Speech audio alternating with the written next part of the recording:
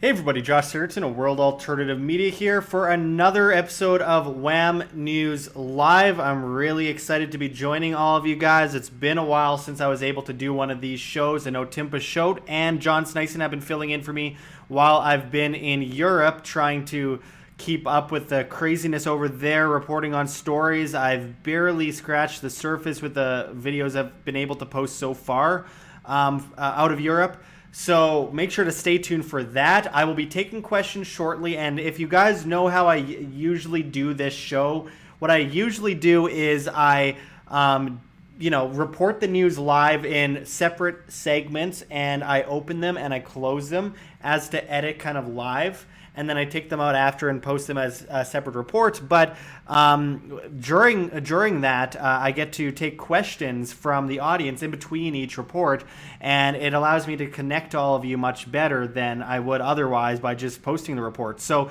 anyway, we see 12 people watching out of 133,000 people. Let's see if you guys can get around the algorithm and the shadow banning nonsense on YouTube here. So make sure to comment if you are watching, and let's get this moving. Press like if you haven't already. Share it if you can. Do whatever you can, because the more you mess with the algorithm, the more people get to actually see this video, because they do whatever they can at this point to make sure that no one can see our channel. I see a comment from Louis Cypher who says, "We appreciate you." Thank you very much. I appreciate you. I appreciate all the people that are watching. Jeff Baum says hello there.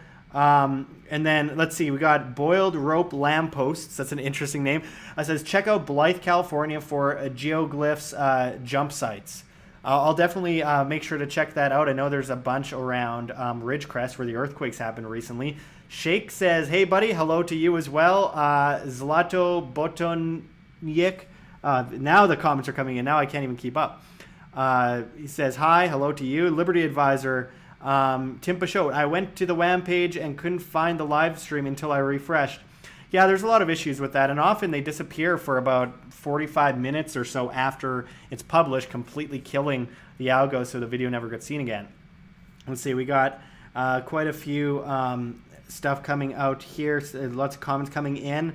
00 Thunderhawk 000, interesting name again, says, I love the Greek stoner rock scene. They have a lot of good bands that release a lot of music. I always suspected megaliths were in Greece, not really talked about much. Yeah, absolutely. Well, think of the close connection with Egypt and everything as well.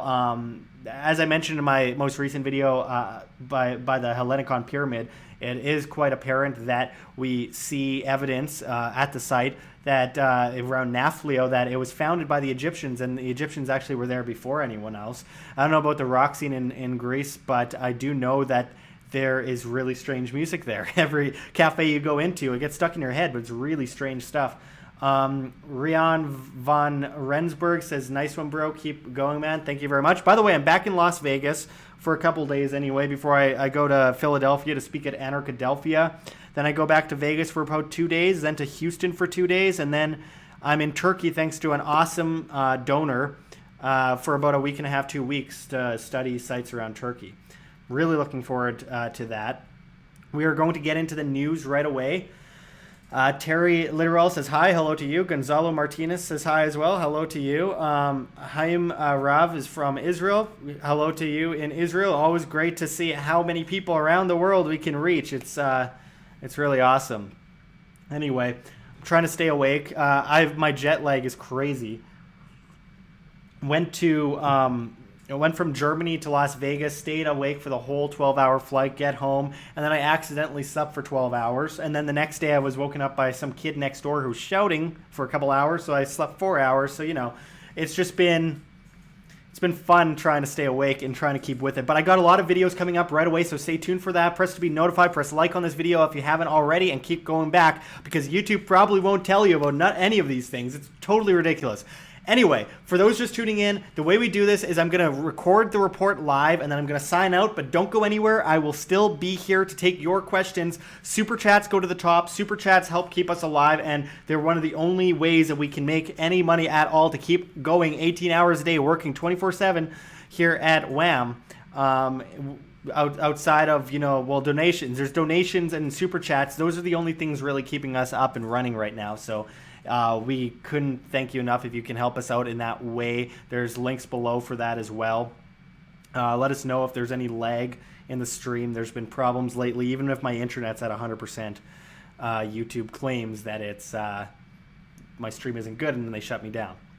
Anyway, let's get to the first report.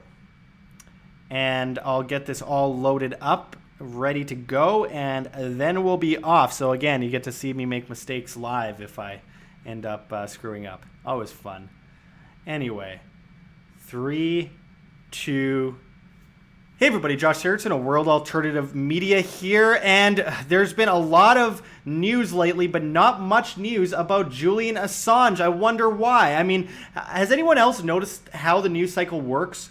You hear about something for, a few days, and it's huge in the news, and people wonder, how did that make it into the news?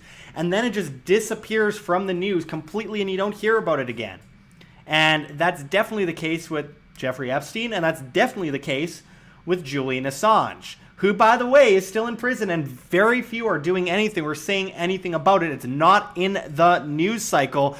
But today there was a bit of a push in the news cycle because it has been hitting headlines that Pamela Anderson is kind of going the rounds and defending Julian Assange, and she got in a heated argument with Meghan McCain, good old John McCain's daughter, on The View. And usually I try to avoid the incessant bickering and rooster screeching of The View. But I saw this article. I had to check this out. I can't play the video for copyright reasons. YouTube will take our channel down if we do that. But nonetheless, it's an interesting video. And as this article from Zero Hedge says, a breath of fresh air as Pamela Anderson takes Meghan McCain to task over U.S. war crimes. And as the article says, Friday's edition of The View became the site of an argument about war crimes, U.S. military, and WikiLeaks as actress Pamela Anderson and program co-host Meghan McCain battled during Anderson's appearance on the hit daytime talk show. And it was very, very entertaining. I never thought I'd see the day when Pamela Anderson and McCain were arguing on The View anyway, about war crimes. The dispute began when View host attacked Anderson for her unwavering support of Julian Assange, the founder of WikiLeaks. McCain pounced, claiming that Assange is merely a cyber terrorist. Well, what do you consider a terrorist these days anyway? When you consider the McCain family, I won't even go there because YouTube has not been nice to people who attacked McCain after he passed away, but if anyone's going to be called a terrorist. Anyway, as it says, and I quote, he hacked information, McCain said. His leaks included classified documents that put our national security at risk, our military, and the lives of spies and diplomats at risk. And Anderson replied by pointing out that the U.S. military, not WikiLeaks, is responsible for the deaths of many innocent people around the world. And might I add, millions and millions, over 100 million over the last century. Oh, man, that's just being conservative about it. Continuing on, it says, and I quote, how many people have the American government killed innocently, and how many has WikiLeaks, Anderson asked. The military has put many innocent lives at risk. That response spurred a cheer from the audience. Well, good for that, I guess. Continuing on, it says, and I quote, oh, calm down, sir, McCain snapped at one boisterous supporter. I guess he was clapping too loudly, because I listened to the video, and it was just a guy who was clapping. How dare he? Calm down. But can you imagine? She makes a point, people clap, and she's like, calm down. Don't clap at me. Anyway, continuing on, it says, later in the discussion, McCain extolled the virtues of American spies and intelligence officers and asked if Anderson was concerned for their safety from Assange leaking information to the public. And I quote, well, there's no evidence he put anyone at risk, said Anderson, and I think people like Edward Snowden, Chelsea Manning are heroes. Continuing on, it says, progressive reaction online for the argument focused on Anderson's effective batting away of McCain's right-wing talking points. And I quote, what a breath of fresh air, Splinter managing editor Catherine Kruger wrote in her recap of the argument. And I quote, Pamela Anderson talking about how war crimes need to be punished. And of course, Meghan McCain is crying about it, said Twitter user Miller High Life. In a rare omission, Meghan McCain did not mention that her father was late Warhawk John McCain during the discussion. Yeah, I'm not even going to go there. But I mean, look, I'm going to continue on with this story in a moment. But first of all, they keep claiming that Assange put people's lives at risk. There's no evidence of that. There really isn't any evidence of that. But what there is evidence of is the U.S. military-industrial complex killing millions of people. Talk about putting lives at risk and then arming and funding these people that they go in and use as an excuse to go and attack and then end up killing 90% innocent people again. I mean, it's so annoying to watch this play out over and over again. And then you hear these moronic points about how Assange risked people's lives. So he's risking possibly lives. I'm not, saying that it should happen, but when you're risking people's lives who are killing millions of people, about 50% of them children, then what side are you on in that discussion? It's just so crazy. We need to protect freedom in America. Well, what freedom do you have left when you're murdering children? What freedom do you have left when you have to go into deficit spending and printing out vast amounts of currency like the Romans did right before they fell, might I add, like I've recently reported in a report on the fall of Rome, out of Rome. I mean, they just printing all this money and stealing from people, enforcing legal tender debt usury on the populace under the social contract, quote unquote, that no one ever signed at all, ever in their life, just born into it. And then extorted and then funding this massive war machine that kills millions of people that keeps perpetuating the problem so that they can prolong the problem more and more so and create a bigger power complex of fear and destruction.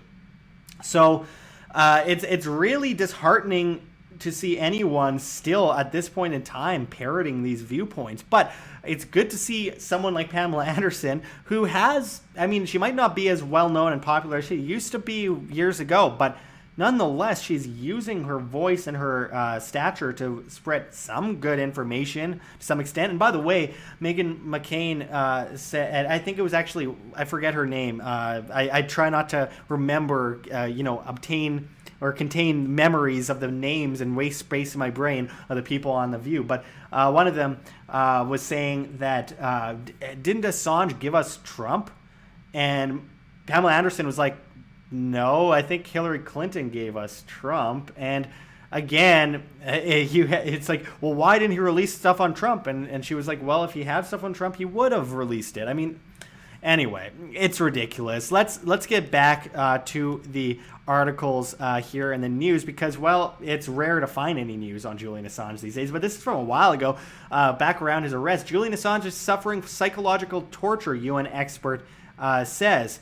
And again, this is more evidence that, he's being tortured, he's being used, he's being drugged, poisoned, etc., which we heard about months ago. And then news went silent. This is from May 31st, 2019, where it says, a United Nations expert on torture said on Friday that an examination of the WikiLeaks founder Julian Assange in a British prison showed an alarming deterioration in his mental and physical state, and he sharply rebuked Britain, Sweden, and the United States for ganging up on Mr. Assange.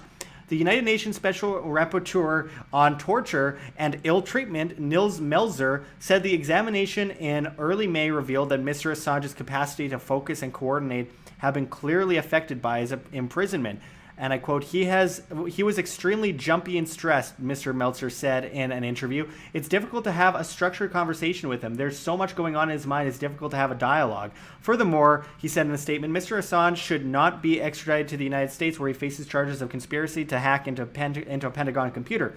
He said that the cumulative effects of Mr. Assange's punishment can only be described as psychological torture. And I think... There's been evidence that he's been drugged. He was in hospital. He wasn't able to speak. He wasn't able to say words for a while. And it was talked about by a few people, but again, completely ignored afterwards. And I think this is really alarming to say the least that no one has been talking about this at all in recent days. The fact that he was in this embassy for all these years, not in good health, and this notion that he was hacking anyone, he was passing on information that was given to him, which is what journalists do. So what point are we at in history where someone that passes on information, whatever happened to the Pentagon Papers, remember way back when, you get to this point where you claim that someone passing on information that's truthful, that shows and details innocent journalists being killed, like in the helicopter attack, which is one of many examples, and people getting murdered and children getting killed, you get to this point where that isn't somehow infuriating people, but the person passing on the information is, and he needs to be imprisoned. That tells you about the Orwellian society we live in today. So yeah, there's more examples of, Meghan McCain going, oh, he's a cyber terrorist. What do you call a cyber terrorist? Someone that's a journalist that's sharing real information? Oh, it affected people, it hurt people, blah, blah, blah. What about the millions of people who've been killed? What about all of the people who were murdered and killed in these examples that he just shared with the public?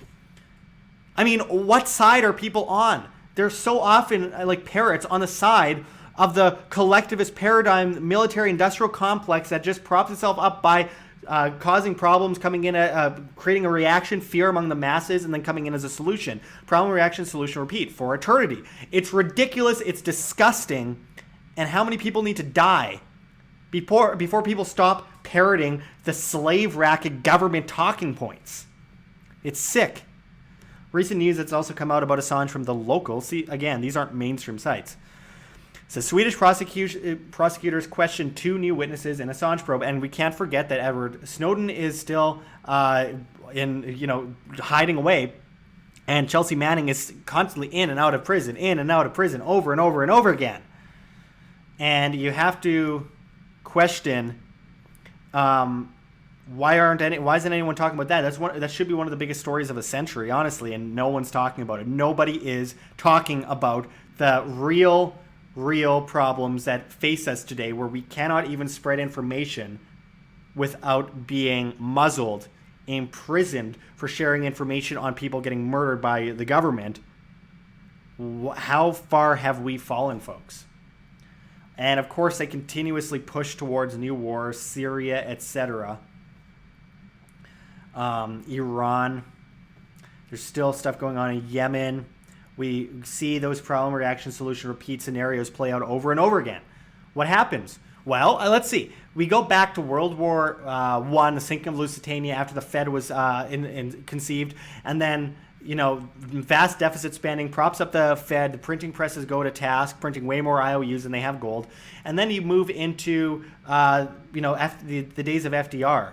You have, for example, him arming and funding Ho Chi Minh in Vietnam in the very early days of the revolution as French soldiers were being killed over there. And now the French soldiers were doing terrible things, but so did the national communists over there, obviously. And then you prop up this paradigm, and then in the 1960s, you end up creating this vast problem, but then the U.S. attacks their own ship and goes to war with Vietnam against the same people they armed and funded. They armed and funded the Ba'athist Party to go against Iran. They armed and funded, here's one that goes back again to World War II. They armed and, they funded and helped prop up Hitler against the communists. Then they helped prop up the USSR and Stalin, who killed way more people, not justifying anything. They're both horrible human beings, if you can call them that, but propped up the USSR against Hitler. And then they come in and prop up the Mujahideen in the 70s, again, which became Al-Qaeda, against the USSR. They create the problem, reaction, solution for eternity. And then people like Julian Assange are attacked for calling things out as he sees them. The Taliban met in the White House, got armed and funded. ISIS got armed and funded by the U.S. government. I mean, how long will this go on? Currently, there are, the Ukrainian government is getting arms from the United States government in order to go against Russian, quote-unquote, backed rebels. So it's just, you can only imagine what that's going to turn into several years into the future. There is this conspiracy, a very real one, to create problems, to create people, create a perpetual environment of subservience and fear and stupidity and weakness and dependence. And that's what we're seeing play out. So every day you don't see something in the news about Julian Assange, I highly recommend you share an article, share his picture, say Julian Assange is still in prison. Julian Assange may not actually get extradited for a couple years now. The courts have been confused in actually putting a concise date on the potential extradition of Julian Assange.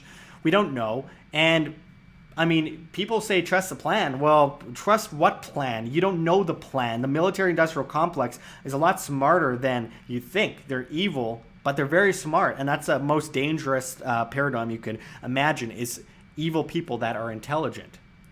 And they are creating this problem. Now, they aren't smart enough to see that they will destroy themselves, like Rome destroyed themselves, like Greece destroyed themselves, like Egypt destroyed themselves, like every empire of the past has destroyed themselves.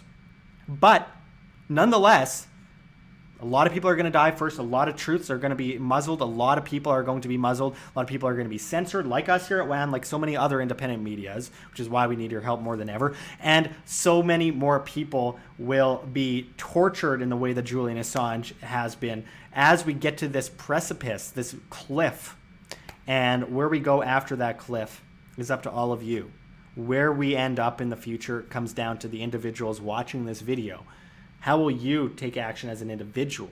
How will you spread information? How will you innovate? How will you create new great marvels to replace the old guard systems that enslave us? That comes down to you. And also, this information war cannot be lost. We must work as hard as we can to get our information out and tell the truth to the masses before it's too late. Because the vast majority of people still aren't aware of all this stuff, but there has been enough of a coalition from independent medias over the last 10 years especially that I believe actually helped, push down the potential of all-out wars a bit more. I mean, like, if the Iraq war started around the time of, YouTube becoming a big thing, which it didn't really until around 2009 to 2011, if the Iraq war came to be around that period, it would have never gone on as long as it has, and it probably would have ended quite soon, because people naturally show opposition to war. There are those few that parrot the establishment line, but most people are against these wars. It's gone on for eternity, and nothing's ever changed. Like democracy, going back to ancient Greece. Well, maybe this new public, maybe change we can believe in, all that kind of stuff, and it just perpetuates forever. So, again, if we are able to spread information at a greater scale, we can actually avoid wars. We can actually avoid the paradigm of the government collectivist construct of the international community trying to create vast stupidity and weakness and dependence. It comes down to you guys. It comes down to you being able to evade this very real, pertinent problem that we all face.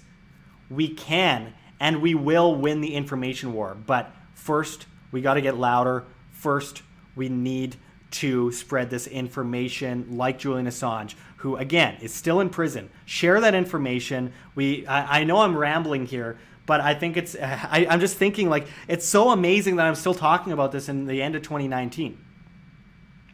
We cannot put up with this much longer, and I don't think we will. But again, we gotta see a paradigm shift in the near future down the line. It's more important to have an evolution than a revolution. We need to evolve rather than revolt. Revolting usually ends with a different form of government forming and creating the same problems again perpetually. So anyways, I appreciate everyone tuning in. Until next time, this is Josh Sigurdson signing out from World Alternative Media. Find the truth, be the change. All right, guys. I know that was a bit of a ramble, but I've been trying to put this into concise words. It's so crazy what we've been watching with the Julian Assange case, but nobody's talking about it. I'm glad to see Pamela Anderson mention him, and it kind of puts it back into the news for a little while. I saw one troll whining and complaining like a little baby the whole time. It was kind of distracting to me. Joss assumes way too much, my 2 cents. Okay. Kruger77, off-grid. Keep your comments off this grid, please. Bad rep for your... Oh, my God. Yeah, so just ignore the trolls. There's a few trolls that show up on my streams, and it's quite frustrating. It's frustrating when I'm trying to make a point, and I keep looking down, and I just see all these stupid comments. Anyway, we have 100 people watching. Make sure to press like on this video if you haven't already. It helps keep this video in the algo and allows us to be actually seen by people, which is rare on YouTube these days, as censorship is worse than ever. Of course, it takes a lot to keep up in the age of censorship and control of the narrative. Let me just wake up a bit, and then we'll get to the next story. I got several stories going today.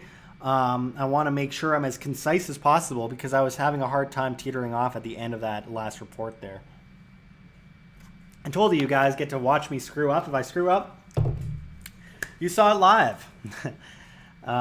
Anyway, the Curdy Cake says sheeple need the truth. Evan F says, how about those Yankees? Yeah, that's what we should be talking about. It's like this recent phenomenon, everyone talking about Chick-fil-A and Popeyes. I'm like, I'm sure this is the most important thing in the news. I wonder why it's the only thing we're hearing about. Oh, wait, what happened to Jeffrey Epstein? Oh, wait, what happened to Julian Assange? Funny how that works. There's always an agenda. Always an agenda. Anyway, thumbs up for your integrity, says Zach Lamont. Thank you very much. I appreciate it. Again, heads up for everyone watching. We do Q&As during these things, so make sure to send super chats. They help a huge amount. Keeping this channel alive. We work 18 hours a day to keep up with everyone and post videos and work hard, travel to different sites that are interesting. I plan to go to Iraq soon. I'm going to Turkey later this month, and very few other medias, in fact, none that I know of, do that. So please help support your local independent media and keep us alive. The only way to do this is by the help of the masses, the people that support and have passion for these ideas, and they keep the information war going on our side. They bring the weight to our side of the scale. It's very important. The Curdy Cake says Clinton body count. All right. Now, let's see what we have here. I'm going to get the next story loaded up. Take a breath. All right. And again, for those just tuning in, what I do is I start the report and I do it like I edit live and then I post it later on as a separate report. So when I close it off, don't go anywhere. I'm still here to take your questions. And again, if you send super chats, you keep us alive. You help us, manage a huge independent media channel that has been cut down 80% in viewership since February. 80% on average. We're at our lowest subscriber rate, by the way, since our first month on YouTube. So that's crazy. We have 133,000 subscribers, and we're getting less subscribers a month on average now than we got in our first month on YouTube, when we didn't have many people to market to at all. YouTube is killing us, and we're doing everything we can to stay alive right now. Anyway, so again, super chats keep us alive. Thanks for everyone that helps out in any way. You are literally the change we wish to see in this world. Anyway, on to the next report I have loaded up here.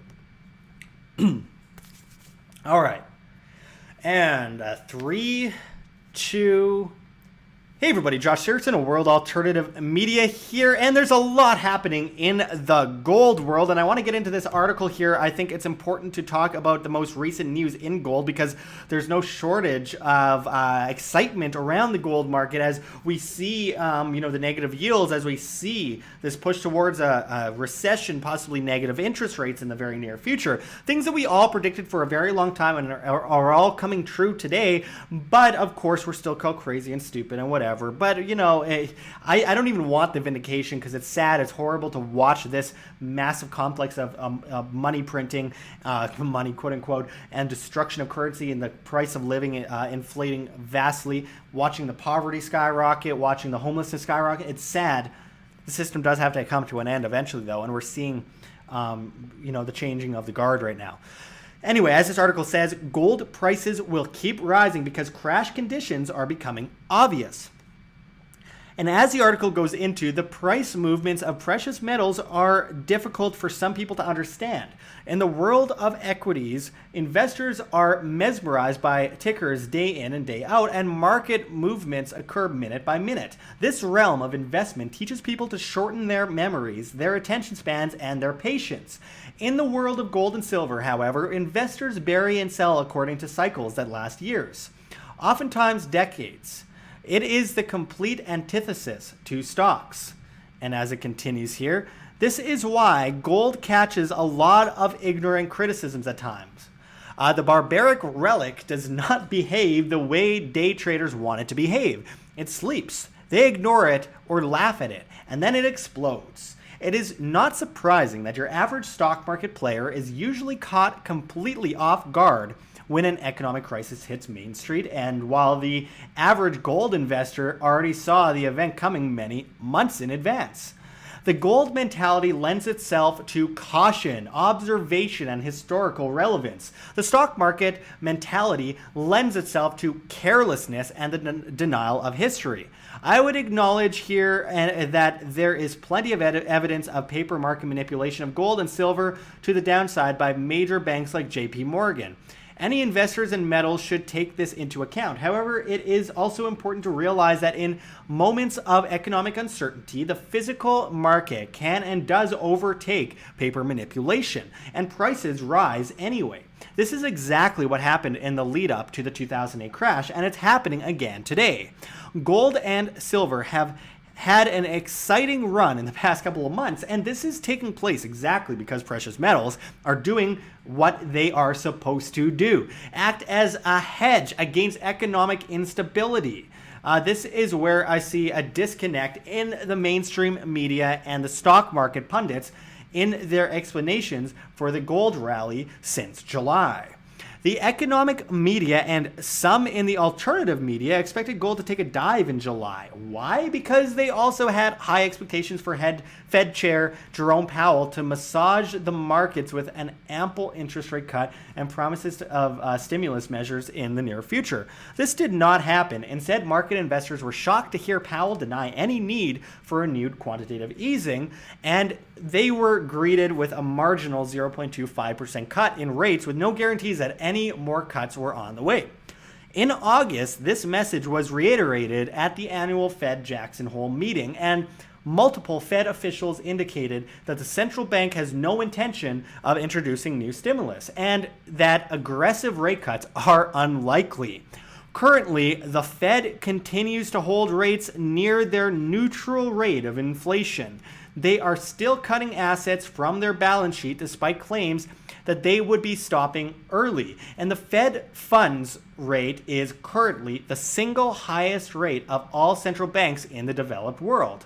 Global dollar liquidity is drying up, and mainstream analysts are practically begging the central bank to reintroduce stimulus measures.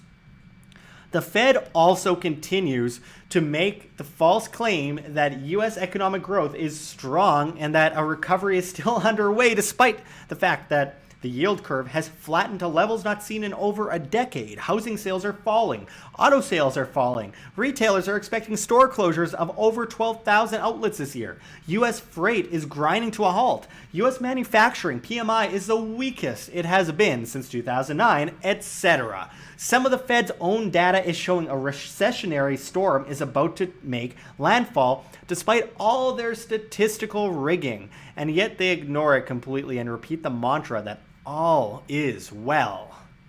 This should not surprise anyone. This is what the Fed always does. They create massive debt bubbles. They then tighten policy conditions, causing the bubble to implode. They then lie about the economic threat until the crash is about to cripple the average citizen. Then they claim no one could have seen this coming. As I have been predicting for the past few years as this article continues, the Fed is keeping liquidity tight right up until crash conditions become obvious to the public. Talk of recession is now being taken a bit more seriously in the mainstream, and the only thing left to prop up economic optimism is the U.S. consumer and his debt burden, which is growing far beyond the historic highs seen during the crash of 2008. Stock markets are being propped up by corporate stock buybacks, but for how long? How long can these companies pour capital into their own stocks to fight a losing battle while the Fed reduces the cash flow? In the wake of the Fed's disappointment and the refusal to promise investors that the old fiat punch bowl will return, the U.S. dollar index spiked in July in response, and overall has continued to climb. The vast majority of analysts claim that gold prices would plummet. Instead, they accelerated. As I predicted in my article, gold will rise even if the Fed doesn't cut interest rates. The gold price found wings in July and August. This matches exactly with what happened in 2006 to 2007. As the Fed raised interest rates and tightened liquidity, the dollar index jumped, but gold prices still almost doubled in the same time frame. This is because the dollar index does not always dictate the price of gold. Sometimes gold decouples from the dollar and it rises according to market instability when a crisis is near. Precious metals are heavily bought. The dollar becomes a secondary issue. I believe that this trend will continue. Currently, the trade war has entered a new phase with the latest round of tariffs on both the U.S. and Chinese sides. I said it over a year and a half ago, and I'll say it again. The trade war is not going to end until the crash runs its course. It is a highly useful distraction away from the central bankers and their controlled demolition of the everything bubble. And I'm going to break away from this article for a moment, but I do see this was originally published by Brandon Smith at Birch Gold Group, so I want to make that clear. We can look at the gold price here. Now, it's down a bit today as I report this, actually quite significantly, 0.4%. But, of course, this is a fluctuation of a market that, by the way, he mentions is manipulated. It's very, very manipulated. I think a lot of people don't do it justice when they talk about how incredibly manipulated this market actually is overall. I find it interesting because, we see all these banks that have been manipulating the market for so long starting to shutter, and some to a great extent. Now, remember, these are bankrupt banks, and they never recovered from the 2008 recession. Everything's just been papered over with debt. The recession never truly ended. But with that said, their cash to deposit ratio is so incredibly small that we see the evidence of them being completely bankrupt, in some cases under 1%. In many cases, actually, for most credit unions, under 1%. In many of the big banks, cash deposit ratio, so deposits actually covered in cash. So they don't have cash. They don't have money. And on top of that, you have the Fed propping up everything. There's $0 trading desk propping up markets on Wall Street, along with the share buybacks. It is ridiculous. And they mentioned the auto sales are down. The housing bubble is starting to shutter to a great extent. We're seeing that to a great extent in places like Seattle, in places like Toronto, in places like San Diego, etc., San Francisco. And what do you expect to happen? I mean, you have these collateralized debt obligations, mortgage-backed securities, subprime lending. We have the credit default swaps. You see the same with the auto-backed securities and the packaging together debt and nonsense all together in these packages. Say you have 99 terrible mortgages and one good mortgage, and let's rate a AAA by the top mortgage and just bundle it all together. It's crazy, and we've seen this a million times, and they changed the name from collateralized debt obligations to collateralized loan obligations. It's like, it's the same thing. It's the same freaking thing. And they think, well, maybe they won't notice this time. And, the sad thing is most people don't. Most people have absolutely no idea how this is affecting them. Deutsche Bank is going down. All these big banks are going down that are entrenched in completely manipulating the gold and silver prices for years. I think it's been in an artificial bear market for a long time. I don't think this bear market it was real. Now, with that said, we're talking about bear and bull, boom and bust here. I should note that I don't actually look at gold and silver as much of an investment. I see that as wealth insurance, in my opinion. It's not one of those markets that's as good to play with. I mean, it's better to get involved in mining companies at that point, because gold and silver is meant as wealth insurance, protecting your purchasing power against the inevitable crashes, because all fiat currencies eventually revert to zero.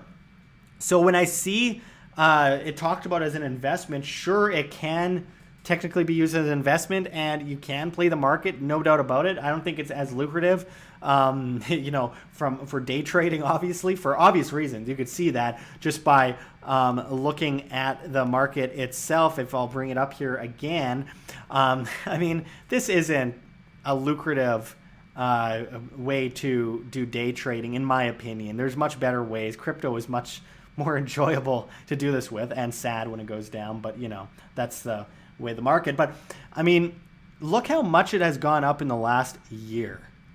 Now let's bring this out 30 years. Here. So of course we see the 2011-2012 phenomenon take place there, but we also saw a vast amount of paper manipulation after that, and I think the banks purposely drove the price down. The dollar was looking at a complete collapse around that time frame. There was a lot of fear that this was the end of the US dollar. People misinterpret, or I guess they underestimate how powerfully stupid long-term but powerfully useful short-term the Fed can be.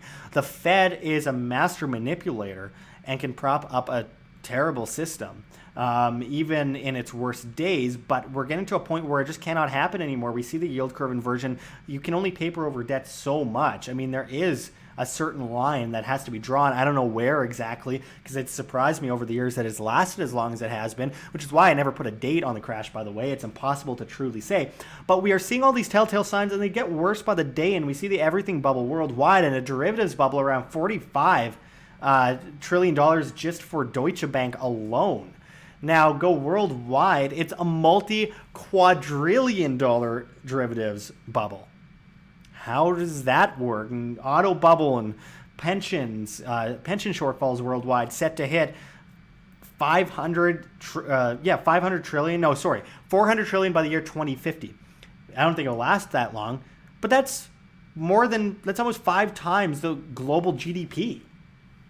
So the notion that, everything's going to be fine, don't worry, everything's all well and good and nothing bad's going to happen, it's so delusional. Sure, we have seen it pushed off longer than expected, but that isn't to say that basic economics will not take its toll on this huge monetary crisis that we're facing, which is, I'm optimistic. I think a lot of people are heading in the right direction. I think we see a lot of people moving towards gold and silver. Private ownership is up dramatically, as we interviewed David Morgan earlier this year on from the Morgan Report.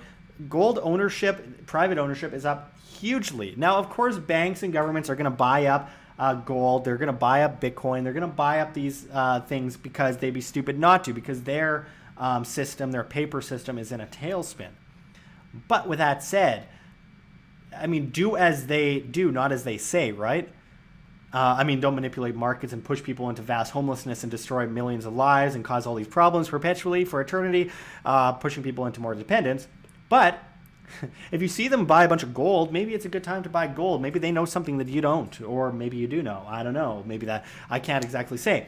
But we are on the cusp of a massive movement, and I think it's more of an evolution than a revolution between digital and physical use cases, and people flooding into these assets because everyone knows there's something wrong. This is one of the reasons I think independent medias have been so insanely muzzled lately, and our viewership has been driven down 80% by algorithm on YouTube since January. I think this is one of the reasons, because independent medias and other medias around the world are spreading this information. People are going, oh man, the dollar is worth nothing. It's enforced by usury, legal tender laws, by fraud. We have to pay off the interest on the debt. That's where a ton of our taxes go to. They do deficit spending like the ancient Romans did in order to pay off massive war spending. It creates this perpetual paradigm where if they shove you down a bottomless pit of debt, you're forced to ask for a ladder up from the government and the banking system, pushing you into perfect servitude to them, right where they want you. People are looking at that and going, maybe I should protect my family. Maybe it isn't that difficult to try and understand basic economics. It's really basic. It's not a difficult subject. It's just that it's made to sound complicated on purpose to shoo people away from understanding it. Because if you understand money, you control your money, and therefore the money printers aren't controlling you. Isn't that an amazing thing? Doesn't it feel amazing to be responsible, to be financially stable, to be able to control your life, to be able to control your finances, and hopefully the future of your children? Isn't that important?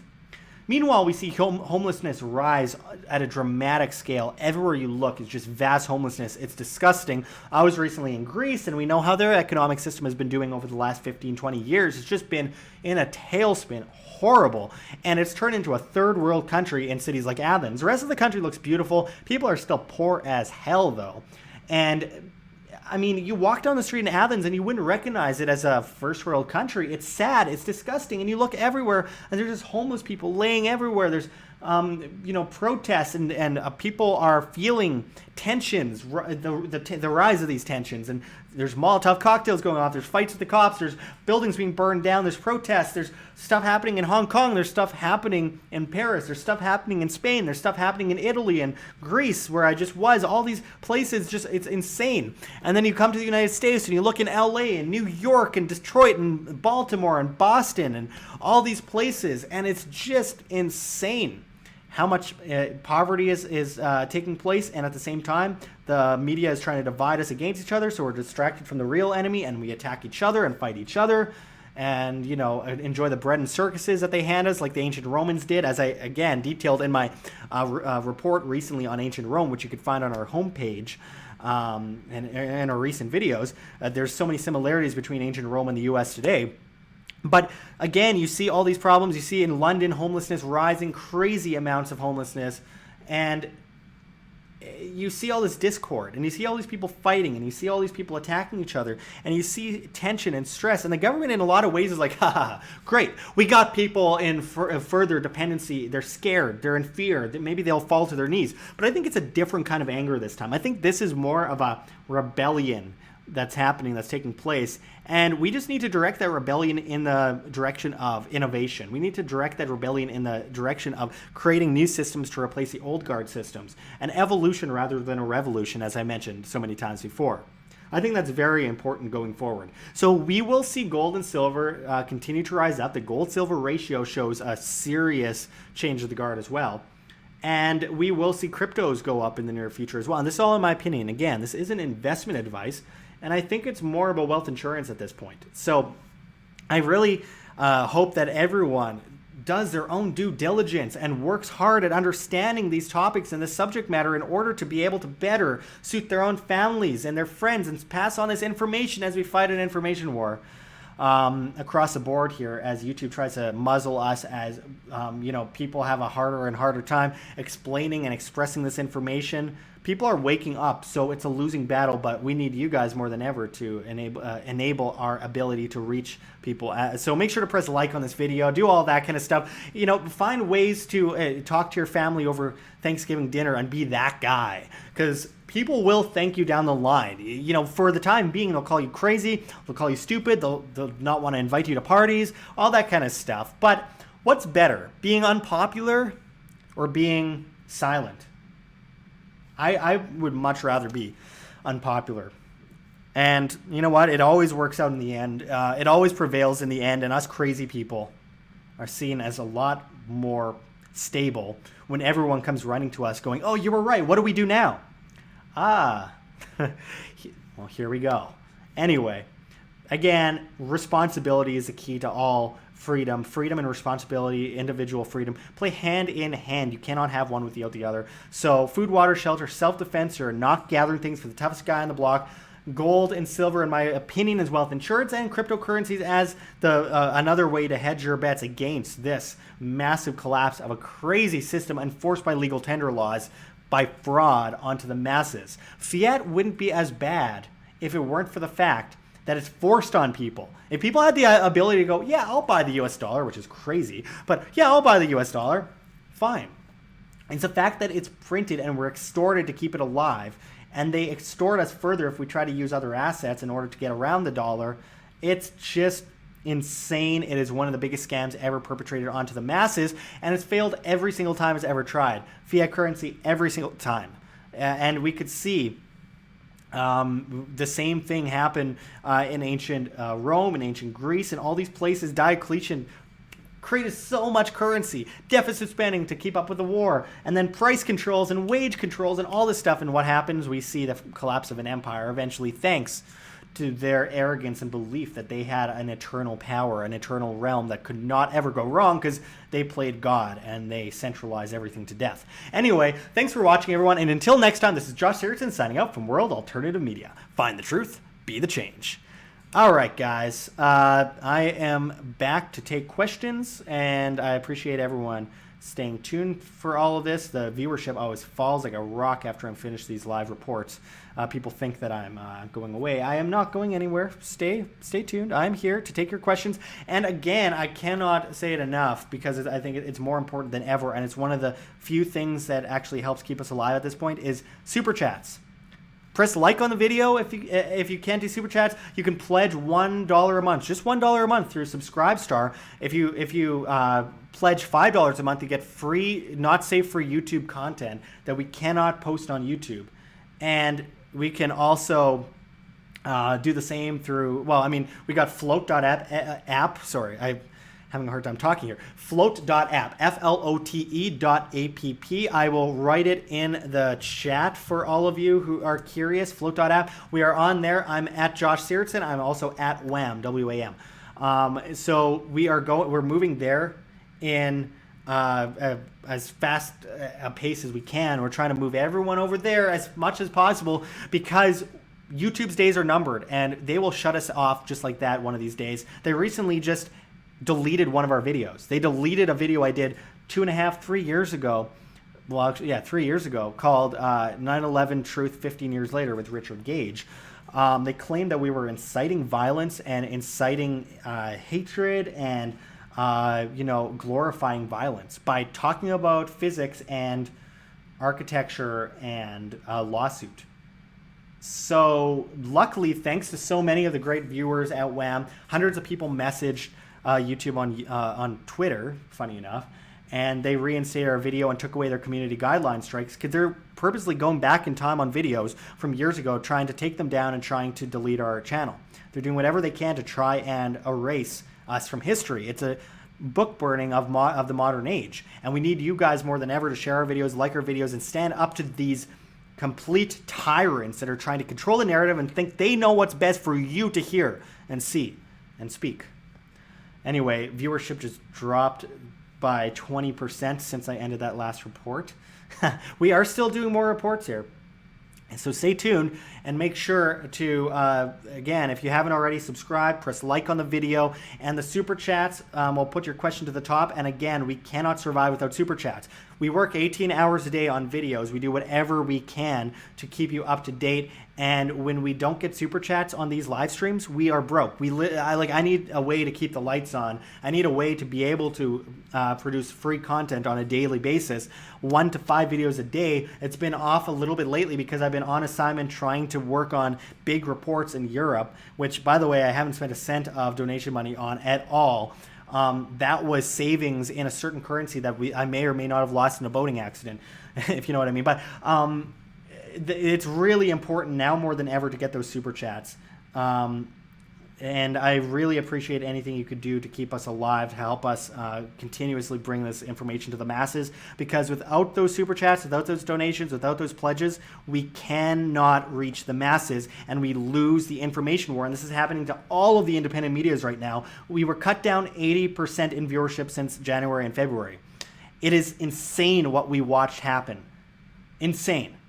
And it's honestly, it makes me sick to look at the viewership on our videos because they only suggest our videos now on the side panel when it's on toy reviews and makeup reviews on YouTube for the most part. So they're like, yeah, we're still suggesting your videos, and I'm like, yeah, on the side of videos that no one would ever click on our video for. Like, why would someone watching a makeup review watch a video about the collapse of the dollar or watch a video on ancient civilizations? It's so ridiculous, and they're doing whatever they can to shut us up right now. So again, you are the change you wish to see. You are the people that will keep us alive. Without you, we cannot survive. We need those super chats. We need those donations. We need those pledges. Not just myself. Press for Truth. We are change. We need those, that support from the masses, or else one day we will be gone completely. We will be off. We will be done. There is nothing left for us to do at that point.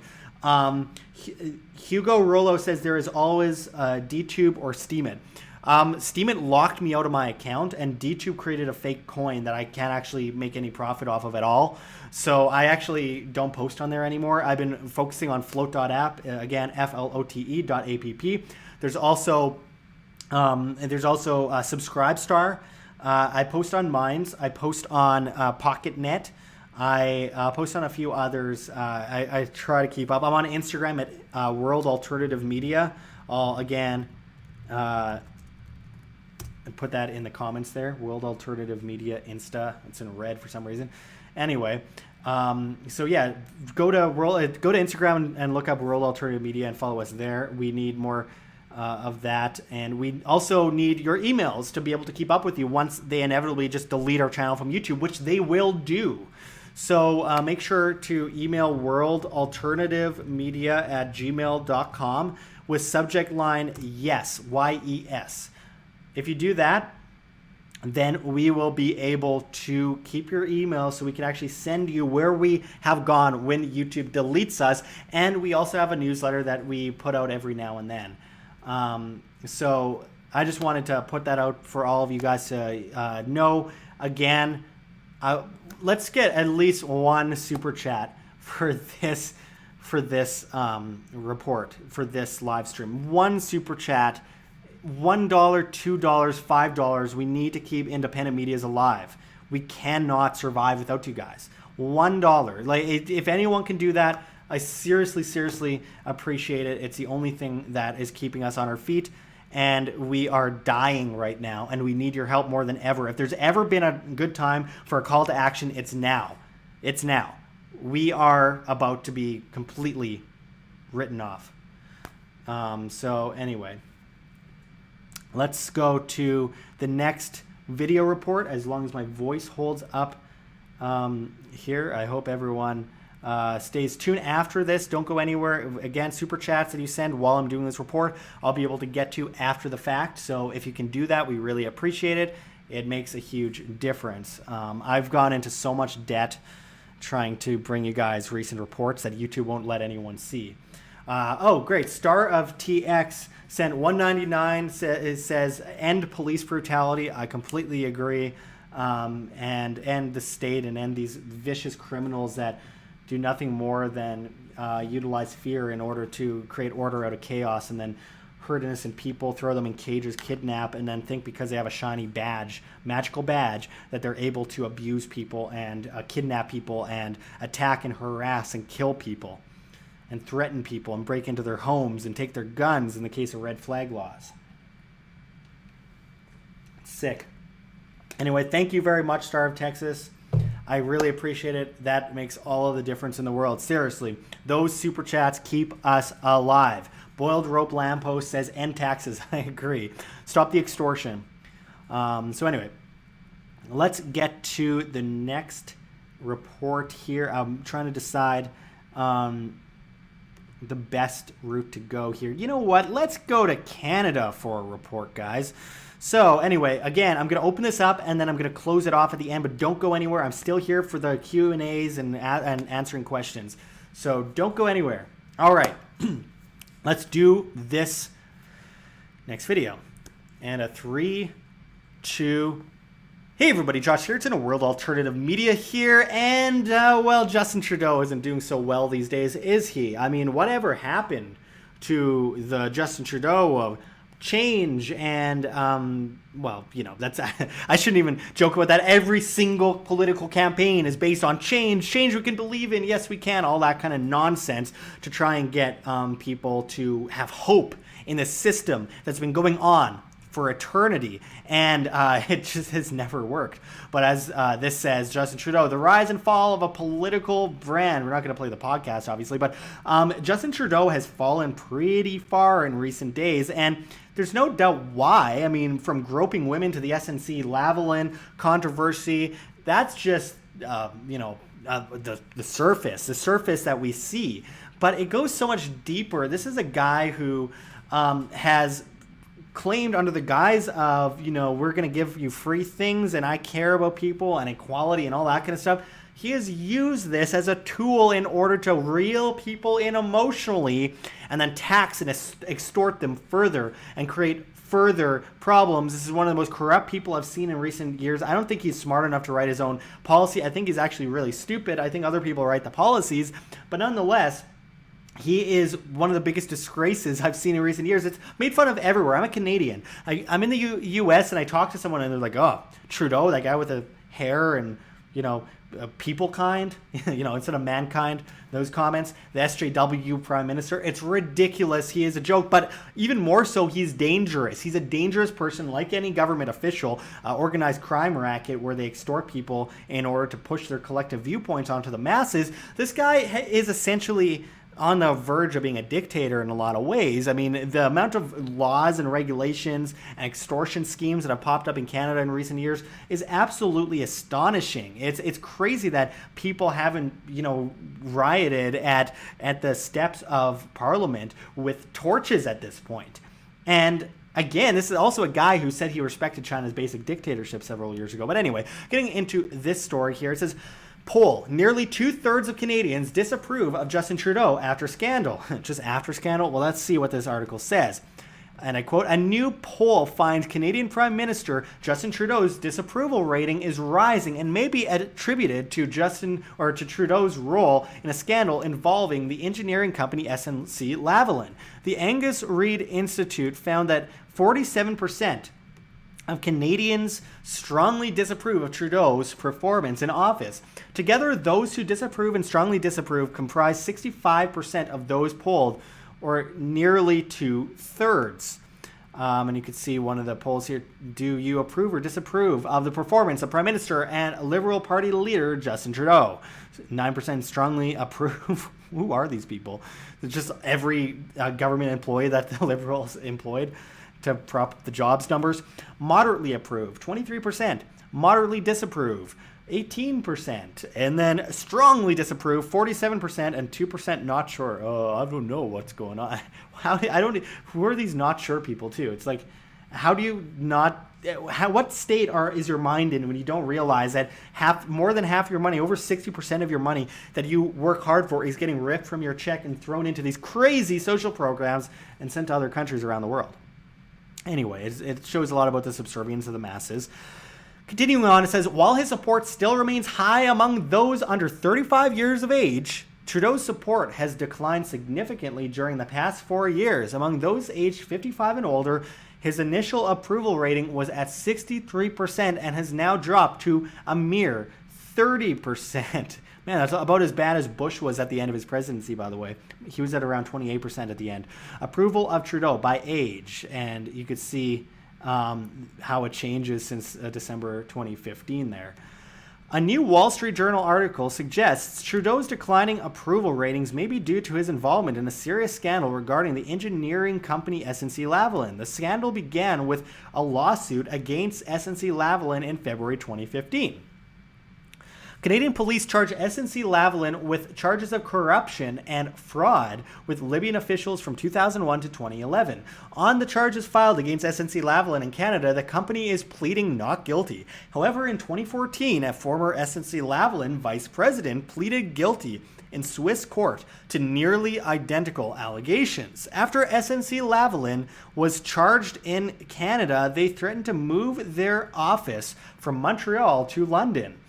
Trudeau made it clear that this change in location and lawsuit could disrupt the lives of 9,000 Canadian SNC-Lavalin employees. And I quote, it is our job as parliamentarians to defend the interests of the communities we were elected to represent. Trudeau said at a press conference, I stressed the importance of protecting Canadian jobs and reiterated that this issue was one of significant national importance. However, SNC-Lavalin's evident lobbying record with Trudeau and Canadian government's odd ties to the company are making people skeptical of Trudeau's true motive, including his former Attorney General, Jody Wilson-Raybould. Trudeau allegedly placed a large amount of pressure on Wilson-Raybould to find a way to settle the case against SNC-Lavalin without taking it to criminal trial. However, Wilson-Raybould resisted this interference and recorded a phone conversation between herself and Canada's top bureaucrat, Michael Wernick. And I quote, I think Trudeau is going to find a way to get it done, Wernick allegedly told Wilson-Raybould on the recording. And I quote, this is going to look like nothing but political interference by the Prime Minister, by you, by everyone, by everybody else that has been involved in this, Wilson-Raybould responded, according to the Wall Street Journal. Based on the polling data, that is exactly how Canadians are looking at this interference. In February and March 2019, Canada's Parliament held hearings to dig into the potential political interference of Trudeau and the SNC-Lavalin trial. During these hearings, Wilson-Raybould told Parliament that Trudeau had reminded her that he was an elected representative from SNC-Lavalin's home base, to which Wilson-Raybould responded, are you politically interfering with my role, my decision? After this interaction, Wilson-Raybould recalls getting a call in late 2018 while on vacation in Bali, where Trudeau told her she would be demoted from Attorney General to heading Veterans Affairs. After the release of Wilson-Raybould's phone call with Wernick, Trudeau expelled her from Canada's Liberal caucus, saying she had violated their trust. But the only trust that seems to be violated is between Trudeau and the Canadian people. As 2020 rolls around, this scandal may just bring about a change in Canada's political leadership. And there's no doubt that there's obviously a lot of tensions rising right now in Canada, a lot of cultural shifts, a lot, there's also the combination of the issues between, the PCs and obviously Mad Max, Maxime Bernier, and the People's Party. There's obviously a lot of evidence that Trudeau is going to be booted out of office, though who knows how rigged this system truly is. But again, how rigged it truly is when you have to deal with a system where you replace one puppet with another. They're organized crime. It's organized crime. What do you expect? There's going to be corruption within an organized crime racket. This is a racket that depends on the subservience and stupidity and weakness of the populace to survive and thrive. Every moment that they can get stronger and they can control more people, the more they benefit.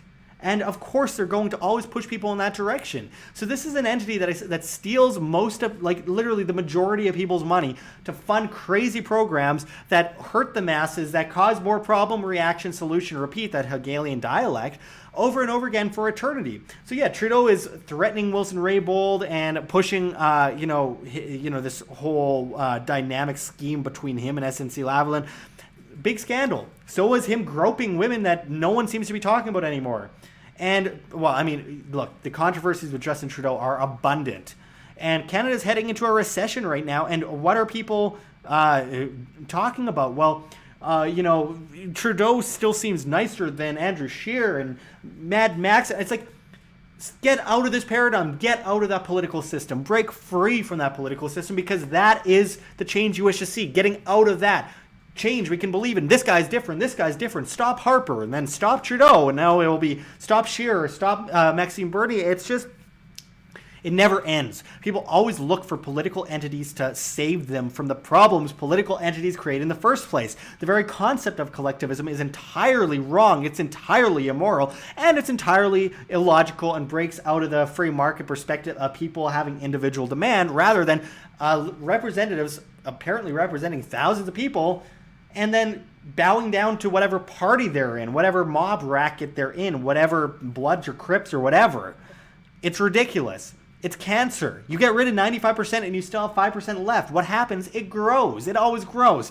Collectivism begets collectivism. And what do you see? You have Pepsi versus Coke, red versus blue. You have both made probably by the same companies in the end, created with the same ingredients. Slightly differing at a very minor extent, all talking points mostly, it's all weak sauce. And then you end up seeing that they're both bad for you at the end of the day. They're both terrible for you. They both hurt you. And people go, well, you know what? Maybe instead of Pepsi or Coke, we should get RC Cola. No. What you need is to look inside, look deep down. Maybe if everyone has been calling for change since ancient Greece, as democracy has been pushed forward, maybe if the number one thing you see every election being change, maybe the change doesn't come from government, the people that created the problem that you want change from in the first place. Maybe the change comes from you, from within, as an individual, taking responsibility over your own life. And hoping as a society that you can have a voluntary governance structure where you can actually decide your own fate and not be used as a pawn to sacrifice for the king and the queen constantly. And then less divide, attacking each other over pointless distraction, bread and circus type issues. It's so ridiculous. But nonetheless, Justin Trudeau is, he's a complete joke. And I think it's important to point out the fact that Canadians, as it says in this article out of the Washington Examiner, Canadians sour on Trudeau, less popular than Trump. And you could see the Prime Minister Justin Trudeau job approval here. And you see the Trump job approval. Let me add that all job numbers in both countries are nonsense, completely fabricated, because what they do is they hide most of the job numbers in the labor force participation rate. I recently argued a little bit on in an interview I did with what's his name? I told Stephen Moore, who was one of the head contenders for the Federal Reserve in the United States and one of Trump's top economic advisors at one point. I argued with him a little bit because he's like, the jobs numbers are great. And I'm like, well, what about the labor force participation rate where you hide most of the job numbers? If you consider that, it's one of the worst times in history for jobs. And he's like, well, you got a point there, but, and then tries to get away from it. These people know exactly what's going on. They're just trying to perpetuate their stupid system and their stupid gang and their stupid ideas and perpetuating this to what they believe are stupid masses. They do not think much of the people that support them. They just use them as like, let's fool these people into supporting our stupid ideas further, which create more problems. And then we come in as a solution to these problems. It's absolutely ridiculous. Why Justin Trudeau's main foe in 2019 is Justin Trudeau of 2015. Who would have thought? I'm not going to go into that article, especially being out of state-run media. I make a habit of not, getting into state-run media much. People have to remember, I've been calling Justin Trudeau, I called Justin Trudeau a scumbag to his face when I confronted him in 2017. But on top of that, I should note that I've been calling out Justin Trudeau for a long time, since before he was in office. And I theorized back as early as like 2012 that he was Canada's Obama, that he would be propped up and groomed to be the next prime minister. But he's a drama teacher and second tier ski instructor. I mean, but again, no one has the expertise to rule and control and enslave the masses. Taxation is theft. Good ideas do not require force. And we have been pushed into a paradigm where we think that we need these entities that create the problems in the first place. It creates dependence. And if people push you into dependence and push you into fear, you are helpless. And you beg the government for help in everything the government created, all the problems the government created in the first place.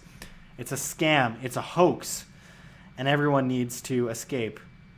The sooner the better. And I think there is an evolution forming, not a revolution, an evolution, breaking free from these oligarch systems and replacing them with good markets, sustainable market solutions. And I can only be optimistic about it, because if you fall into despair, then everything just perpetually gets worse, and then you basically lend yourself over to the slave racket to a greater extent. So anyway, I think that as Trudeau gets more and more unpopular, like, I don't know anyone in Canada anymore who likes him. Like, I talk to people, and like even people who know nothing about politics are like, ugh, Justin Trudeau. And what's weird is it took the news, the mainstream media, going like, okay, we can't cover for him anymore, we need to call him out. It took the mainstream media calling out Justin Trudeau before people suddenly went, oh yeah, you're right to call him a scumbag all those years ago. He is kind of a scumbag and he is corrupt. And I'm like, okay, you don't believe it when the independent media says it for years, and then CBC says, okay, well, there's some weird things happening with SNC-Lavalin, and suddenly everyone's like, yeah, there's some weird things happening with SNC-Lavalin, maybe he's corrupt. It's like, when will we learn, folks? When will we learn? It just perpetuates forever, but I think that we should start breaking free to the greatest extent possible. I think independent medias are helping break free in a lot of ways. That's why we need your help more than ever as they try to stifle the information war, as we see people like Trudeau, like the Canadian government, try to come out with a 10 bullet point regulatory system on hate speech, saying that they're trying to stop censorship by censoring people. It's doublespeak, Orwellian completely, and it's their digital charter in order to censor independent media, while, by the way, just calling everything hate speech is ridiculous, while at the same time bailing out medias and deciding their approved list of medias in the country and flooding hundreds of millions of dollars to medias that they support. I wonder if that creates an unfair advantage. What happened to the left saying, I'm against monopolies? All right, because most agree with the regulatory framework that creates perpetual monopolies over and over again for eternity. Government is organized crime, folks. Anyway, there's nothing new under the sun there. Thanks for watching, everyone, and until next time, this is Josh Sigurdson signing out from World Alternative Media. Find the truth, be the change. All right, guys, back to the chat. What do we got here? All right, we got Australian $10 from Peter Nichols in the super chat. Thank you, Peter. I appreciate it. That makes a huge difference. And again, we cannot do it without you guys. If you press like, we also really appreciate it. If you share the video, we really appreciate it. We really are in a place right now where we cannot do any of this without you, and we are really in a really tight space right now. We are getting squeezed to death here. The information war, we were winning for a long time. It's starting to look like, in a way, we're kind of losing it as far as YouTube goes. I'm trying to get people to go to float.app as much as possible. I'm there as at Josh Sigurdson, as well as at WAM, W-A-M. We need to get people over to these alternatives, and the vast majority, 99%, are not going there, and it's really frustrating because I'm trying to bring these messages to the masses, and I cannot without the support of the masses. I cannot without the super chats. I cannot without the donations, the pledges through, Subscribestar and stuff like that. I cannot do it without you guys, and we really depend on the masses like a PBS, but not stupid and terrible and ridiculous. Anyway. We are moving to a lot of platforms. I haven't been able to post on BitChute this last month because I've been on the road. It's just been difficult, and the upload speed wasn't that good. So I'm on BitChute at World Alternative Media. I'm on Float.app. Subscribestar, you donate $5 a month, a pledge, just $5 a month, and then you get free material that we do not post on YouTube, behind the scenes stuff, and subscriber only content.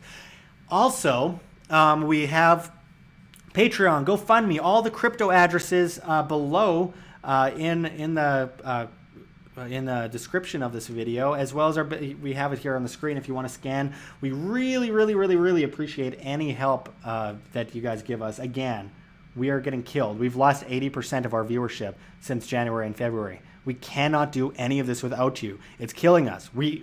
I hate to put people in this position, but I'm like, guys, please help us. We are dying, and I'm watching my media die that I've worked on for almost 7 years. And some great people have been helping, but on a percentage scale, it's very few people overall. And just liking and sharing helps a lot too, because YouTube isn't allowing us to reach people. It is getting totally, totally off the charts, crazy, ridiculous, and the more help we get, the more we're able to combat the mainstream media, the more we're able to put out this free content, the more we're able to bring down this propaganda that leads to wars, that leads to death, that leads to poverty, that leads to new systems being formed, replacing the old guard, the old systems that are already terrible. Let's come in with a new one, Chinese social credit, all this stuff, Orwell, rolling in his grave. I mean, it's over the top. And without your help, we are doomed. Seriously, we're doomed. If you want to just throw in the cloth, then you can. I mean, fine, that's on you. But I mean, I think it's more important than ever as everything gets heated up, as we approach a dollar crash, as we approach all these the end of the system. It's incredibly, incredibly important that we step up and support independent media, whether it's myself, whether it's Press for Truth, whether it's We Are Change, whether it's Ford Fisher at News to Share. It's very, very important. So anyway, again, press like on the video, share it if you can. Super chats are there. Those super chats make a big difference. And I think I'm going to do a 12-hour live stream soon to raise money for WAM with multiple guests, big name guests, and people of the likes. I just got to make sure that the internet works properly, because YouTube has a funny way of, even if my internet's at 100%, they try to take me down, saying that my internet's slow when it isn't. Anyway, so I have to put that pressure on people, and I hate to do it, but I have no choice. If I don't put that pressure on people, this media ends. WAM is done. Channel ended. So is Press for Truth. So is We Are Change. Gone. You'll never see it again. You'll never get this content again. We'll never be able to get to that next step where we bring this stuff to the masses. The only reason I'm even still on YouTube is because I can reach people that don't already agree with me. And that's one of the last good things about YouTube. Otherwise, they have destroyed me. They have made it, the biggest stress in my life isn't getting the content done. It's working my butt off 24/7 from the moment I wake up to the moment I go to sleep at night. Seriously, giving myself health issues, trying to get stuff up, working harder, and the harder I work, the more they take me down. I post the videos and nobody sees them. I posted a video on ancient Rome. It took me a really long time. I filmed in 3 different locations around Rome. I did a ton of research. putting together the similarities between ancient Rome and the United States Empire and the rise and the fall. Took a long time. It was a documentary essentially, and like no one has seen it. I go to one of the most historic sites in the world, considered one of the oldest pyramids in the world possibly, and no one watches for the most part. I do a video from Athens, no one watches, and it's just so frustrating. We do videos on the economy, we do videos on all this stuff, they attack that too. And I'm optimistic long term, but I'm not optimistic about this channel much. I'm not optimistic about world alternative media. I can see it collapsing entirely in the next year if people don't help. If people don't help drag this weight a bit, because if you guys help, then we're actually able to bring new content. If you guys don't help, it's done. It's done, and most of the independent medias are going to die with it too. And that's the end. Mainstream media, 24/7, complete control of YouTube, complete control of the narrative online entirely. You try to find news, no, it's all hate speech. You can't find it anymore.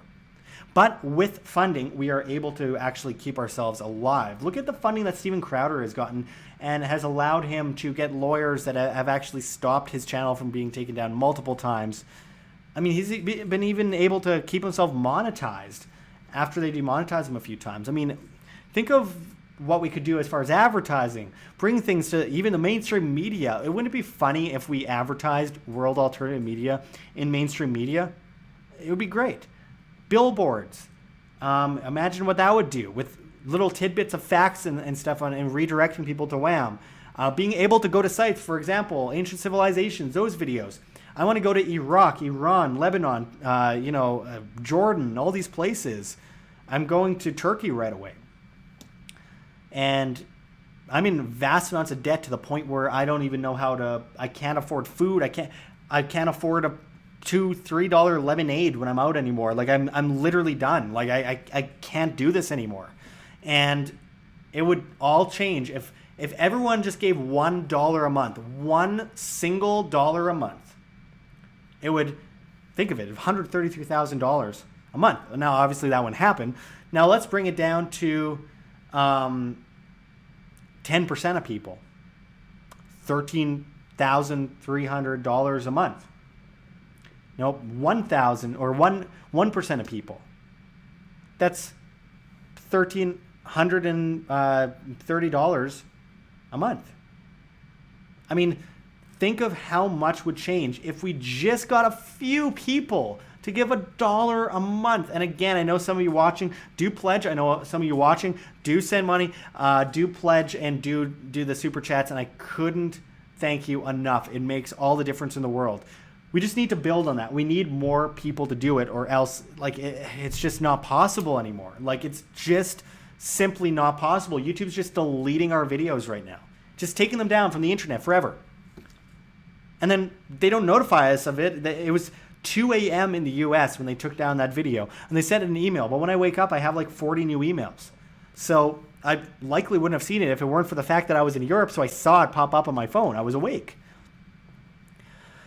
And, you know, they never notified me of it. They didn't let me dispute it. Luckily, thanks to viewers, a ton of people all sent them a ton of messages on Twitter. So, again, anyway, there's Subscribestar, there's Patreon, there's GoFundMe, there's Bitcoin, there's Float.app where you can pledge in crypto if you want. There is, let's see. Well, there's quite a few options. Oh, all right, here we got Jack MH sent 20 pounds. Keep up the good work, Josh. Thank you so much. Thank you. Again, that is the change we wish to see. That is what's keeping independent media alive. We cannot do this for free. It's not like we snap our fingers and do this. I can't just like go and I can't produce WAM videos once a day, if not up to 5 videos a day, and be working. Well, I'd be stuck working at McDonald's with my background. I mean, because of the stuff I've said online, I wouldn't be hired in most places anyway. But again, people like Jack are what makes this media last, what makes it possible for us to survive, what makes it possible to be able to produce those videos on a regular basis. People like Peter Nichols are the change we wish to see. Star of Texas, again, thank you to those that have pledged and those who have donated. And I saw Robbie Higginson says, I'm in for $1 a month. Thank you so much. That is incredibly important. He also says, I will send $25 Australian. Again, thank you. That is amazing. See, that's what we need. We need people with a passion for the truth, with passion for information, for the passion of independent medias and the prolonging of us winning the information war to survive. Without it, we are in very bad shape. Very, very bad shape. Keith Branson says, $10 sent via GoFundMe. Thanks for your work, Josh and John S. Peace and liberty. Thank you so much. Again, really great to see that support from so many of you. It makes all the difference in the world. And Rika, the hopeful voluntarist, you can help other McDonald's employees see the light. Yeah. Oh, yeah. That's a fear of mine, is that because like in the next year, if we aren't able to raise enough monthly income to be able to produce this content 18 hours a day, then it's done. We're so shadow banned too. It's so hard to get in sponsors these days. Like I can't get sponsors because they're like, oh, your video only like at the most got 4,000 views. And I'm like, yeah, I have 133,000 subscribers. I used to get more average viewership when I had 5,000 subscribers. I'm very, but I don't blame them. Why would you do that if you're seeing the viewership on WAM? And the lowest subscriber monthly rate since our first month on YouTube. So yeah, it's horrible. Hugo Rollo says, I'm joining Float, gonna donate crypto soon. Thank you very much. Float.app is a really awesome site that's looking to replace Facebook, Twitter, YouTube, GoFundMe and Patreon, as well as Twitch and all these other things. I mean, it's really incredible what they're doing. Reddit as well, sub forums, all that kind of stuff. It's really only at the beginning phase. They are ready to unroll a massive infrastructure, and there's new news regarding advertising potential as well on Float that it hasn't come out yet, so I won't say anything, but I'm so excited. And it's a friend of mine that's developing it and has consulted with myself and other independent medias for hours and hours on end about how to unroll this system. So it's very important people join Float. I see Frank R. sent Australian $14.99. Thank you so much. He says, not to be super spiritual, but Jesus via the Holy Ghost led me to donate. Keep spreading the truth. I really appreciate that, man. That means a lot. And, we need that motivation. We need the faith that we will prevail. I have a hard time with having faith in WAM prevailing over the next year or so, because we were skyrocketing in viewership until December, and then boom, it just crashed like a rock, going from 12,000 new subscribers a month to under 600, and videos just getting deleted, and our viewership crashing over 80% just since January and February. And it's weird because we've been working to increase quality and go to places and go to sites to get the best information and the best stuff since then. The more we work, the harder we work, the more they take us down, which, usually leads to me working even harder. But there's only so much work you can do in 18 hours a day. And I mean, there's only so much you can do before you have a heart attack. Mark Colson says, I will donate tomorrow. Thank you so much, Mark. Again, really appreciate that. These are the things that we need to do in order to keep WAM alive. Reek the Hopeful Voluntarist says, whoa, I agree. That's how I feel. Every moment I post a video, I look at the viewership and I'm like, wow, this is not good. This is really not good at all. And I'm getting less optimistic about WAM by the moment. Like I've considered multiple occasions just working as a writer for another media and ending World Alternative Media. Because how can I do this? If I don't have the funding, I cannot do it. And YouTube has completely killed our funding and completely killed our viewership. So it's just brutal. Jethro Harmon says, hello, Josh. And then it says, please watch. Frank R. says, 63 people watching now. Let's all give $4, which should get Josh $250, which is hopefully enough for his next domestic flights to whatever story he plans to cover. I really appreciate that. Yeah, that would be amazing. I don't think that's going to happen, but little things like even the smallest amount of money per individual makes a huge difference. If people combine together, put their heads together, and work on saving independent media, there's no problem.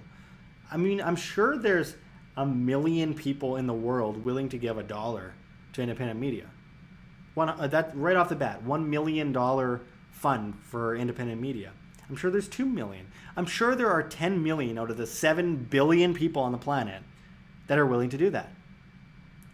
But the vast majority of people aren't, and it's sad because we are in a state of complete disrepair almost with independent media. As we were winning the information war and we were doing a really good job, 2016 elections crushed us, and it's just been downhill since then.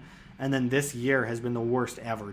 I've been on YouTube since 2005 with my first channel, and I've never seen anything so bad. I've even privately spoken with YouTube employees and Google employees who completely agree with me. That's just so out of control. The algorithm isn't accidentally bad; it's purposely bad to prop up mainstream medias. Even though people left mainstream media for YouTube, that's what made YouTube in the first place. But also, we have they're just trying to put them to the top of every search. Even if their video has 400 views and mine has 100,000 views, theirs gets seen first, and mine is on like the 18th page, which no one ever gets to. Rika the Hopeful Voluntarist, I'll keep giving $1 a month until you switch to cat videos. I appreciate it, Rika. Again, I really appreciate it. Heck, I like cats. I might still give $1 a month. Well, all right. Some people have mentioned in the past maybe I should just do makeup tutorials, because that's all I get advertised on these days on the side panel. Do makeup tutorials and just be like, taxation is theft. I mean, I'm sure that'll get some viewership, but it would be very disturbing. Tim H sent 5. I can't see. I think that's euros. I'm having a hard time seeing. It's a small print. Sent 5 euros. Don't give up. We need to understand the future and our history, and people like you who spread this mindset in the world. I really appreciate that. Thank you very much. I appreciate the kind words. I am posting a video tomorrow on the dolmens of Manga and Vieira and a few other places around that region near Malaga and Antequera, Spain, which predate, well, they go back around 4,000 BC to about 3,000 BC.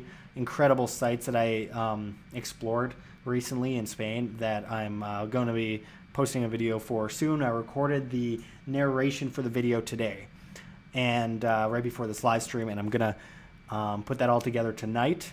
And I needed some other videos to post on different subjects, because I can't just post ancient civilization videos, because people are seemingly getting fed up to a certain degree. It's weird, because my first ancient civilization videos, when I had far less subscribers, were getting like a crazy amount of viewership. Like, we're talking every single time, between 40,000 and 100,000 views. And then after I got back from the reshot structure in Mauritania, everything's just crashed like a rock. And the video saying I was going to the reshot structure got 100,000 views. The video where I was at the reshot structure, the full documentary that took me, it was just so stressful to put together, got about 60,000 views, which was the best video in the past multiple months, by the way. My Ron Paul video that went up that same week only got 30,000, whereas a previous Ron Paul interview I did got 120,000 views. Doug Casey got 20,000. Those were the last big videos that I posted on this channel. And that was like a month and a half ago.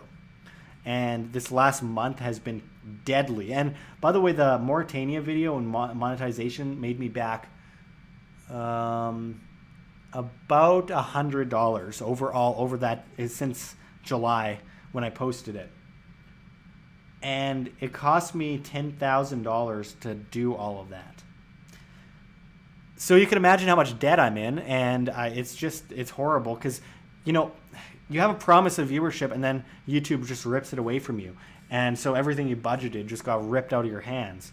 And it should have been better financial planning on my side, but I mean, it's like I'm going to a site that very few have ever ventured to, and I barely get any views. It's like it doesn't make sense. I risked my life going to a third world country. It's very, very demoralizing. It makes me wonder why I even bother sometimes, but I won't give up. I'm just,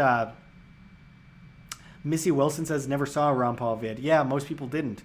It's on our channel. It's in our interviews section. You can scroll down to that. Interviewed Ron Paul at the end of July. Interviewed Doug Casey at the end of July as well. Interviewed Congressman Thomas Massey at the end of July. Interviewed Stephen Moore, who was the head contender for the Federal Reserve, at the end of July. I posted my documentary on the reshot structure in the end of July. Very few people saw it. Very few people saw any of that. Hence being completely broke. Sponsors aren't stepping in. It's bad. Which is why, again, press like on this video if you haven't already. It helps get into the algorithm. It really helps a lot, just pressing like. And then sharing the video reaches new people because people won't get notified for the most part. If you're here watching, you have evaded the algo, the shadow banning that we've been facing. Tim H says, do you know Jacques Fresco, the Venus Project? I think his mindset and work is interesting for you too. I'll definitely, I know of him. I can't say I'm very well aware of him. I should definitely look into that better. I really appreciate the suggestion, and I'll definitely get to that. I'm heading to Philadelphia in a couple days to Anarchadelphia, which, by the way, you could save 5% on your tickets if you use promo code WAM, W-A-M. So if you're in Philadelphia or anywhere near there, make sure to come out to that event. It's going to be a good time. Let's see. We got more comments here. Velvet Thunder says, I'm a new subscriber ever since a reshot video. Jimmy sent me here. Really happy I found you, bro. I appreciate that. Thank you very much. Jimmy from Bright Insight is awesome. I've been in contact with him off and on, not particularly a lot, but it was funny because I was in Italy looking into some evidence of Atlantis there. Crazy how the subjects of our videos change. But I found something really incredible at a museum, at the Galileo Museum in Florence, Italy. And I went to email Bright Insight, Jimmy from Bright Insight. He's like, man, I was just about to interview you. Our minds think alike, and we were exchanging some information. He's working on an amazing new video that I'm really looking forward to. He's going to update people on the Atlantis videos and on the reshot structure, and hopefully get a shout out. I don't know. He got shadow banned when he mentioned my channel, like just on the community section. So I think he's been a little bit concerned about mentioning. I don't know. I can't speak for him, but he mentioned WAM on the community section on his channel, and despite most of his community posts getting thousands and thousands of likes, this one only got like 200 or 300 likes. And he tweeted me on Twitter. He's like, you weren't kidding when you're talking about shadow banning. I've never seen anything like this. And it's like, yeah, this is what I deal with on a daily basis. There's no one, the vast majority of people who subscribe, who want to see the videos, never seeing those videos. Melissa says, hey Josh, hello to you, Melissa. Good to see you, as always. Jethro Harmon sent Australian $2.99. Thank you, Jethro. Appreciate that. Again, that is what makes all of the difference on YouTube for our channel. Again, working 18 hours a day. We cannot do any of this without the help of the masses, the public, the people that care, that have a passion for this. If every person sent $1 a month, that would change everything. Change absolutely everything. Here's our Bitcoin address if anyone is interested in that. Just another option, and we have more options in the description of this live stream video. So make sure to check that out if you haven't already. Anyway, Rika the Hopeful Voluntarist, the schedule for Anarchadelphia only shows you for the alt media panel. Yeah, well, I'm on a panel with multiple people. The big thing about conferences to me is hanging out with the audience, hanging out with people, hanging out with supporters, hanging out with people that are passionate about all this kind of stuff, and just, conversing about different issues and being able to connect with people in person. So I think it's a great way to connect. And so with Anarchadelphia coming up, I really hope to see as many people as possible at the event. And there's lots of parties going on too. There's a lot of social aspects. There's a lot of amazing speakers are going to be there. So I hope to see you guys there, and as many of you as possible. Again, use promo code WAM, W-A-M, to save 5% on your tickets. And again, it's coming up in a few days. Really looking forward to it. And if you didn't hear me before, press like and find us on flote.app, flote.app. Anyways, Jethro Harmon wants me to watch a video about ancient trees of geology. It's interesting. I'll definitely check it out. I try to check out a bit of everything. It's been nonstop work for me lately, though. So it's been difficult to watch other people's videos, to be honest. Shinobi Wan says, how old are you, Josh? You seem young. Don't let the viewership get you down. Not let the state of your debt or funds break you. Push through, and I'm sure you will prevail. Yeah, but there's only so much that's physically possible. I'm 25 years old, but I mean, look, I've been doing this since I was 18, and I started getting into this like outside of like actual posting of videos on a regular basis as a commentator back when I was about 12. So I feel already like a veteran of a lot of this, and it just seems to be getting worse and worse as the days go by. I don't let it stop me from speaking and standing and being the change I wish to see in my own life and in other people's lives. But with that said, there's only so much you can do with no money. I mean, it takes a lot of money to put together WAM videos on a daily basis and constantly produce new content. It's next to impossible without the funding. So anyway, I figured I'd go into some of this. I hate having to ask. I went as long as possible for years without asking for any donations at all. In fact, I didn't even monetize my videos for the first couple of years. I made nothing. I didn't do this for money. I did this because I'm passionate about it. But now that I'm in it and they suddenly rip away all my ability to feed myself and keep the electricity on, I mean, I have to ask. I have no choice. It's the only option I have. I mean, shadow banning, demonetization, what's left other than the viewer? I mean, that's the only thing I can do to keep this media up and running. So I am a bit deterred by the lack of support, but then there are those that have been so incredibly supportive that I really, really, truly appreciate it. You make a world of difference for not just for me. It's so far beyond that. It's for this media, for other independent medias, for the spread of information for free online that helps change the paradigm. It's a paradigm shift for sure, and it's more of an evolution, like I said, than a revolution. Melissa, 25, you seem a lot mature, knowledgeable for your age. Yeah.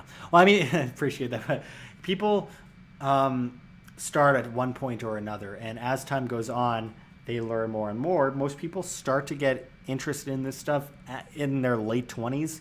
I got interested in it around the age of 9, and I smartened up by the time I was about 12 with most of this stuff and got more and more adapted to it by the time I was 16. And then when I was 18, I started WAM, and then here we are in 2019. It's crazy. Crazy. But anyway, I'm going to get going. This has gone on for a really long time. I appreciate the support, everyone. It makes a world of difference. You guys keep this media alive. Again, we have those donation links below. Join us on flote.app. Send an email to worldalternativemedia@gmail.com.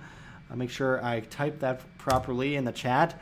And send subject line yes, and we will add you to the newsletter, and it helps us when YouTube inevitably just deletes us from the face of the earth because we're going to lose 99.9% of our audience when they do, and we're doing whatever we can to shift people over. So yeah. Mega How-To Man says, can you cover silver manipulation again? Yeah, I actually did that earlier in this show, and it'll be up as an individual report in the next 2 days. So you can check that out. You can rewind, or you can check that out after when we post it individually. We did a video that mentions the silver manipulation. Andre H sent €2. You're working for the right thing. Keep going. Thank you, Andre. That's awesome. You're awesome. We appreciate it. And we appreciate those that have that passion to keep us independent medias alive, as they are completely destroying us here and have no regard for what the viewer actually wants to see, by the way. Tim H, why they shadow banned you? Because they fear that the people get out of their consumer and debt wheel, I guess, that people get another mindset on humanity. Yeah, well, they don't want that paradigm shift to happen. They don't want people to be awake, to say it in the most simplest terms. They want people to be slaves. It's the only way they benefit. And they will keep us in chains as long as information is not able to flow and people aren't able to wake up from their slumber. We do whatever we can. Mega How To Man says, great, I'm buying silver. This pullback will get bought. Definitely agree. We know which direction that's inevitably going to go in for sure.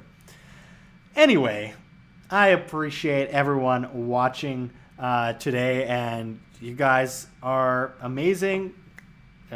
Always great to connect with all of you. That's one of the greatest things about these live streams. Unfortunately, I'm plagued with the issue of having to talk about pledging and donations so much, but I have no choice. Otherwise, WAM will go under, and it'll be the end of WAM forever. And we don't want that. So anyway, make sure to press like on this video if you haven't already. Rika, the Hopeful Voluntarist. Later, Josh. Thanks for the stream. Thank you, Rika. Thank you, all of you, for watching. I always appreciate the support. It really keeps my spirits up. Melissa says, much love, Josh. To you as well. Anyway, until next time, this is Josh Sigurdson signing out from World Alternative Media. Find the truth, be the change, and thank you so much for those super chats, guys.